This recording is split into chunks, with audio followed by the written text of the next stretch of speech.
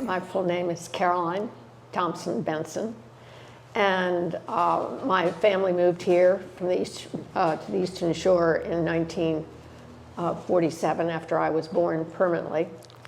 Dad was going to raise pigs with an English degree from Harvard after having been in the war. So we have kind of an interesting background. My family was very much involved in gardening on both sides. My father's mother was a real dirt gardener, loved it and was terrific. My mother's side of the family, my grandfather went to Harvard, but for forestry. And that was agriculture of the day, landscaping and whatever. And he had a real passion for it, because Virginia and I were so lucky to have a woman named Kathleen Kogel, who designed both of our gardens back in the 70s. Virginia, Willis Sappington, and I grew up here on the Eastern Shore. My father grew up in Oxford many years ago. And so he was very instrumental in the zoning, when the zoning started. He was very much involved in that, kind of brought in all the appreciation of where we are in our land. My mother's family is like Caroline's. They were from Baltimore, and my grandmother lost a baby, so they went to Europe so she'd feel better, and saw the Villa d'Este in Italy. Sent a postcard home to my grandfather, and he then structured a garden like that in Baltimore. So it kind of comes down through the genes.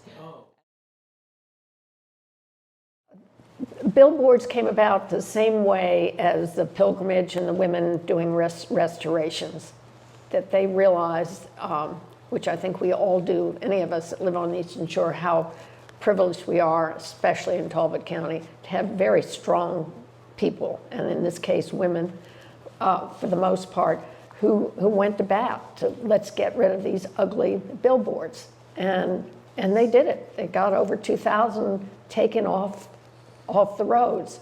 And I don't think, since then, I don't think there are more than about a dozen that you'll see here and there, which I always am offended by. But I think that is one of the great things they did. So there were a number of them totally backed by our club that they should get together, and by the Historical Society. And then Ms. Kogel and some others designed the garden behind it. And then we added the brick wall to that was in the Sue Jackson era. Again, she was a garden club member. And so we've always worked very closely with the Historical Society, keeping that garden going. And sometimes Five Corners, what we call Five Corners, where the fountain is. Yeah. That I think is very significant. We took that piece of property and again helped design a garden. The fountain was bought by one of our members. She saw it in the town and had come from an estate. And the lady, and she kept saying, "Don't you want to sell that?" And she said no. And she said one day she went by and the roof was coming down. And she said, "We'll do the roof." The whole club supports it. Every member of the club goes out there and works. I mean, we have little shifts that we break it up into teams. And the other big thing is the children's garden, which was, again, the money was donated by Francis Plate, and Phyllis Stokes was president at the time, and there was a big discussion what we were going to do with that. Garden clubs aren't usually left any amount of money. She gave us a very large amount, and it was, I think, brought on by how well we had done with the other project there. This was.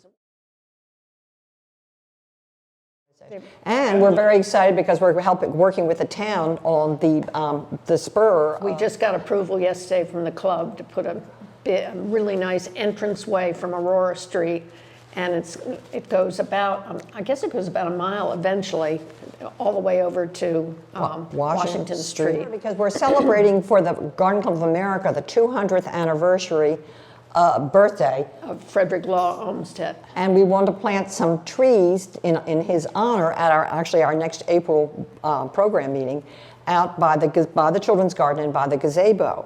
So the town says, well, that would be great, but we're working on this new spur coming across town, and would you like to get involved with that? So then we've talked to the engineers. And I have always felt that the garden club part of my life has been some of the very best friends, and they're totally dear and wonderful. And what I've always loved about gardeners, unlike cooks, is they share everything they know because they want you to be successful.